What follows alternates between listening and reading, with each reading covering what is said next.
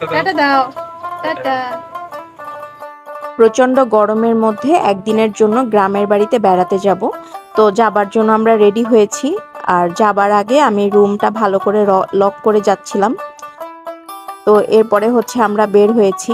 আর গ্রামের এই যে রাস্তা, এই রাস্তা আমার খুব পছন্দ। এই রাস্তা থেকে হাঁটতে আসলে খুব ভালো লাগে, একদম নিরিবিলি, এত শুনশান। তো আমাদের এবার ঈদ করতে গ্রামের বাড়িতে যাবার কথা ছিল, কিন্তু প্রচন্ড গরমের কথা চিন্তা করে আর যাওয়া হয়নি। আর এই যে আমরা বাড়িতে চলেও এসেছি, আমাদের যেহেতু ঈদ ভ্যাকেশন অনেক দিন, তো চিন্তা করলাম একদিন আমরা একটু গিয়ে বেরিয়ে আসি। তো আমরা বাড়ি চলে আসলাম, আসার পরে ঘরে ঢুকলাম।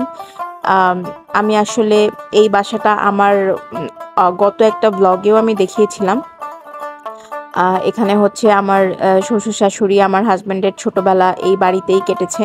তো এই বাড়িতে আসলে আমার হাজবেন্ডের অনেক আবেগ। আর এখানে ঘুরতে আসলে আশেপাশের মানুষ, শ্বশুরবাড়ির আত্মীয় স্বজন, সবার এত যত্ন, এত আপ্যায়ন, আসলে অনেক ভালো লাগে।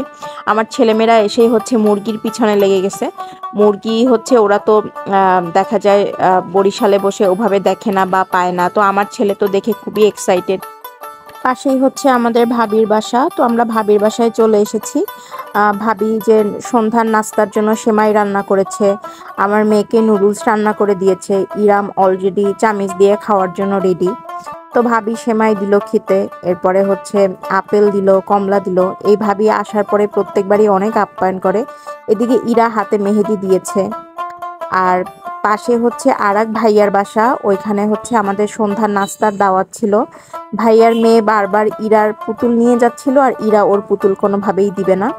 এরপরে হচ্ছে ভাবি ইরাকে মিষ্টি খাওয়াচ্ছিল, ইরা পুরো একটা মিষ্টি মুখে নিয়ে তারপর আর নাড়াচাড়াই করতে পারছে না, এরকম অবস্থা। তো অনেক কিছু নাস্তা দেয়া হলো আমাদেরকে। তারপরে এই যে অনেক চা দেয়া হলো, আমরা অনেক মানুষ ছিলাম। এরপরে আমাদের বাড়ির যে খাদিজা আপা, যে আমাদের বাসায় থাকে, উনি রাতের জন্য খাবার রান্না করে রেখেছে। রোস্ট করেছে মুরগির মাংস, তারপরে হচ্ছে ডাল। আমার তো পাতলা ডাল খুবই পছন্দ। এরপরে পাশে ভাবিদের বাসায় আমরা আসি, রাত্রবেলা আমরা ওখানে ঘুমাবো। তো ইরা ওরা হচ্ছে এসে গান বাজনা শুনে নাচানাচি করছে। আমার ছেলে ক্লান্ত হয়ে ঘুমিয়ে পড়েছে, নাচতে নাচতে এত ক্লান্ত হয়ে ঘুমিয়ে পড়েছে। পরদিন ঠিক সকালবেলা পাশে হচ্ছে মরিয়ম আপুদের বাসা, ওই বাসায় আমাদের দাওয়াত ছিল। তো সকালবেলা আমরা হচ্ছে চলে এসেছি, আমরা আগেই বলেছি আমরা ভাত খাবো, আর সকালবেলা আমাদের খুবই ভাত খাওয়ার অভ্যেস। তো আপু খুব মজা করে মাছ, তারপরে হচ্ছে নিজের পোষা মুরগি, তারপরে ডাল, এগুলো রান্না করেছে, খুব মজা। এরপরে আমরা একটু ঘুরতে বের হই। এত পরিমাণে গরম ছিল দিনের বেলা, প্রচন্ড পরিমাণে গরম। তো আমরা একটু বের হয়ে আশেপাশে ঘুরে ফিরে হচ্ছে দেখছিলাম। ইরা এই সব রাস্তা দিয়ে হাঁটতে খুব আনন্দ পাচ্ছিল, কারণ আমরা তো বরিশালে এরকমের রাস্তা পাই না, যেটা থেকে একদম নিরিবিলি খুব সুন্দর হাঁটা যায়, কোনো জ্যাম নাই, কোনো গাড়ি ঘোড়া নাই। তো আমরা গ্রামের বাড়িতে একদিন ছিলাম, কিন্তু পুরোটা সময় আমাদের এই বাসা সেই বাসা মানে দাওয়াত খেতে খেতে আমাদের পুরো একটা দিন শেষ হয়ে গেছে। তো এবার অনেক দাওয়াত খেয়েছি আমরা, সব বাসায় কম বেশি আমরা খেয়েছি, যেহেতু ঈদের পর পরে আমরা গিয়েছিলাম। তো এই যে আমরা হাঁটছি, আর হচ্ছে আমার হাজবেন্ড আমাকে দেখাচ্ছিল কোথায় ওদের কি জমি ছিল, এইগুলো দেখছিলাম আমরা ঘুরে। এটা হচ্ছে বাড়ির মসজিদ, এই মসজিদে প্রত্যেকবার ঈদে আমার শ্বশুর আর আমার হাজবেন্ড নামাজ পড়তে আসে, ঈদের নামাজ। তো এরপরে হচ্ছে আমরা আবার বাসায় আসলাম। বাসায় এসে ইরা খুব বায়না করছিল যে ও একটু বাসার দোতলায় উঠবে। তো এই সিঁড়ি থেকে আগেও সে দোতলায় উঠেছে, যার কারণে তার অভ্যাস হয়ে গেছে। ও তো মানে এই দোতলাটা ওর অনেক পছন্দ, সে বারবার এখানে বসেও খেলা করতে চায়। তো অনেক গরম যেহেতু, আমি একটুখানি ওকে দোতলা থেকে ঘুরিয়ে তারপরে আবার নিয়ে আসছি।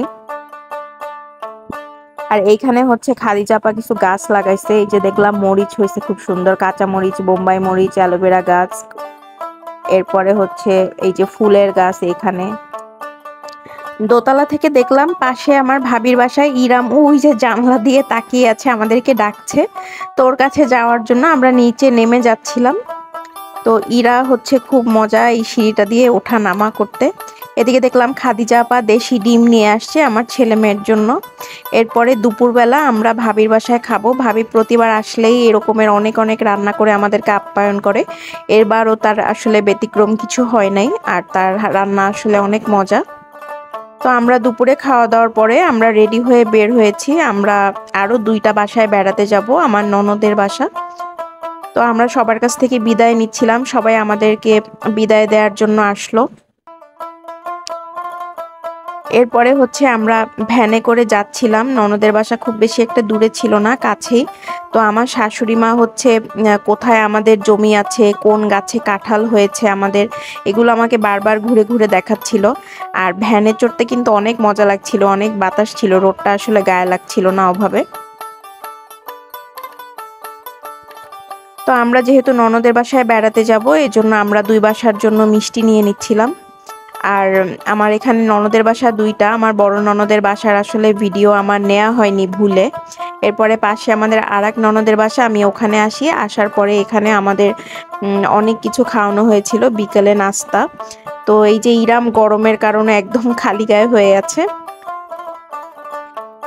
আপুর বাসায় আসার সাথে সাথেই ঠান্ডা লেবুর শরবত দিল, এরপরে নুডলস দিল, আঙ্গুর ফল দিল। ভাগ্নি ঐশী খুব চমৎকার করে পুডিং বানিয়েছে। এরপরে দেখলাম হালিম দিল। তো আমরা এগুলো খেয়ে আমরা হচ্ছে এখন বরিশালের উদ্দেশ্যে চলে যাব। কিন্তু যাবার সময় দেখলাম সন্ধ্যার আগে আগে এত বাতাস, মানে বৃষ্টি হবে, তারপর আমাদেরকে বরিশাল যেতেই হবে। তো এবারের গ্রামের ভিডিও এই পর্যন্তই। আল্লাহ হাফেজ।